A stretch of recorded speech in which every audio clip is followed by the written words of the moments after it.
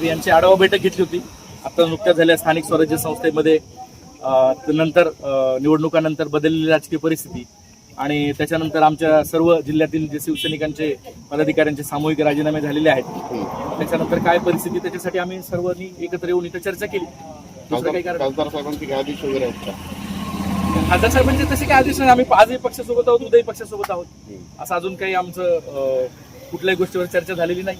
आमच्या गळ्यात भगवा रुमाल आहे, आम्ही शिवसैनिक आहेत आणि आम्ही शिवसैनिक आहोत.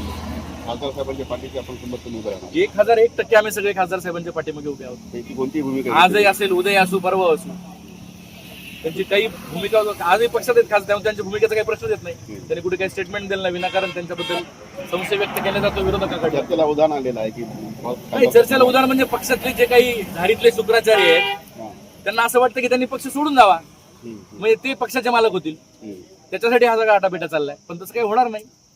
येणारा काळ ठरवेल.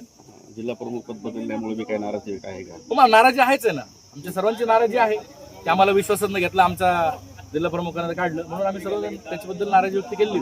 सध्या जे करंट जिल्हा प्रमुख आहे त्यांचं म्हणणं आहे की बाबा पक्षाचे आदेश आहेत. कशाचे? पक्षाचा आदेश असला तरी पक्षामध्ये लोकशाही असायला पाहिजे ना, बरोबर आहे. तुम्ही विचारलं तर पाहिजे ना की तुम्ही कशामुळे आला नाही, तुमची काय प्रॉब्लेम आहे.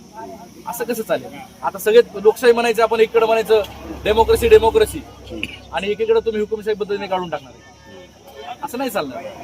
कारण इथं आलेलं प्रत्येक माणसानं त्यांचं आयुष्य दिलं ना पक्षाला, दिलं नाही का पक्षाला आयुष्य? त्यांनी त्यांची पूर्ण तरुण पण त्या पक्षामध्ये घातले, मग त्यांना तुम्ही कुठलंही कारण न विचारता असं कसं काय करू शकता? खासदार साहेबांच्या पाठीमागे तुम्ही वरून जे खासदार साहेबांचे आदेश त्या आदेशनाच आपण काम केलं. बघा, आम्ही शिवसैनिक आहेत, बाळासाहेबांची शिवसैनिक आहे, बरोबर आहे. आणि खासदार साहेब पहिल्यापासून